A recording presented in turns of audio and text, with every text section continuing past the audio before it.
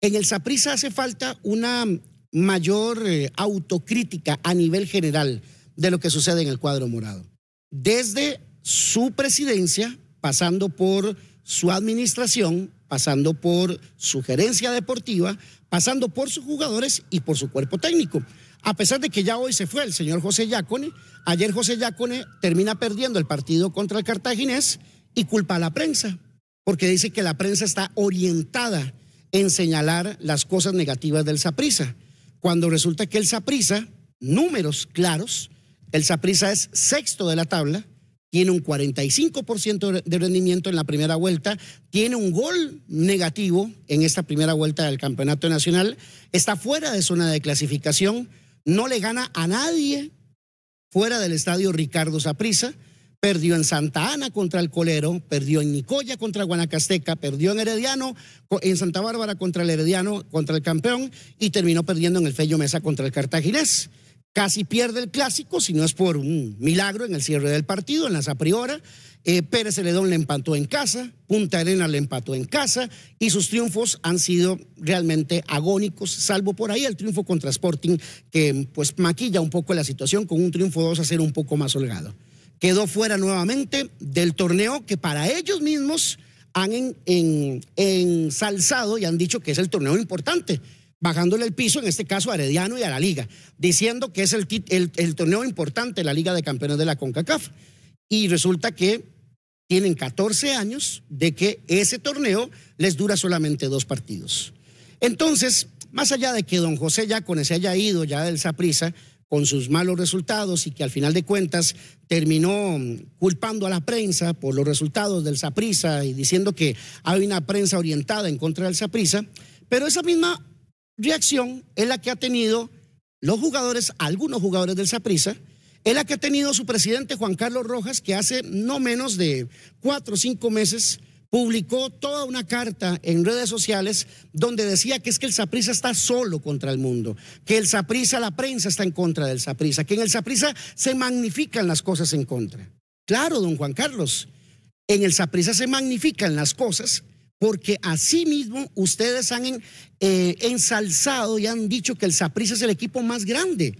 Y si es el equipo más grande, entonces los éxitos se hacen más grandes, pero los fracasos se hacen más grandes. Y eso hay que aceptarlo. Y no simplemente decir que es que la prensa la tiene en contra del Saprissa, o es que cualquier cosa que pase en el Saprissa va a ser algo negativo. Porque aquí cualquiera de los caballeros que están aquí sentados, que enfrentaron al Saprissa o que jugaron con el Saprissa, saben que la repercusión del Saprissa es demasiado grande, por eso mismo, por esa grandeza que tiene el cuadro morado.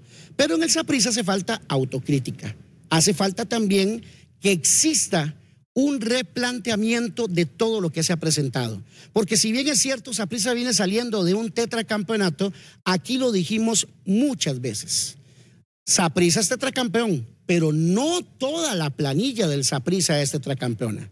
En Saprissa hay jugadores que desde hace rato están robando oxígeno en el cuadro morado.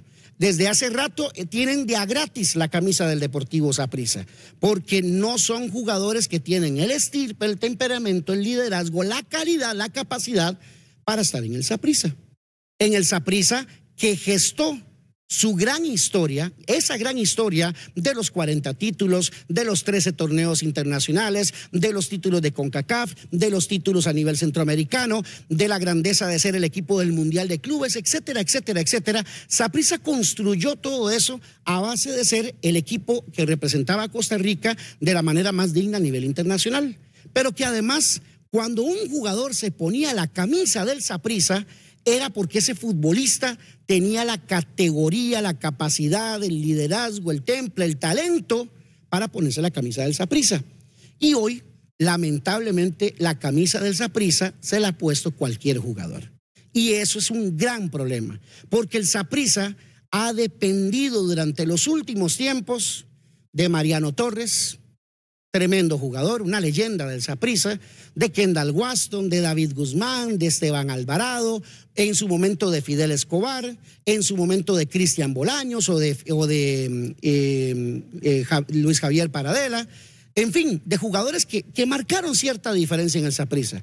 Pero hay otros en la periferia que lamentablemente son los que están en deuda hoy con el Saprissa. Entonces, la autocrítica no es simplemente señalar a la prensa como culpable, porque además, si lo quieren ver de esa forma, don José Yácone o don Juan Carlos Rojas o don Sergio Aguilar, yo les pregunto, ¿no es cierto que dicen que el 80% de la prensa de este país es sapricista? Y no es cierto que dicen que en este país existe la sapriprensa y el resto de la prensa. Entonces, para unas cosas sí y para otras no. Me parece que en el Saprissa hace falta autocrítica. Mañana se anuncia el nuevo técnico, Wanchope, Medford. En el Saprissa es más allá de un anuncio de un director técnico. Ya no hay tiempo para cambiar la planilla, pero sí es bueno que en el Saprissa se replanteen la posibilidad de ir cambiando toda su estructura a nivel deportivo para que los resultados se den. Porque yo no sé si ustedes como sapricistas necesariamente quedan contentos y complacidos con ser campeones de Peñas Blancas a Paso Canoas, pero que cuando se cruce la frontera, el Estelí de Nicaragua, el Antigua de Guatemala, el Municipal de Guatemala o cualquier otro equipo les pinta la cara. Nuestro comentario a nombre de Refrimundo, todo en aires acondicionados.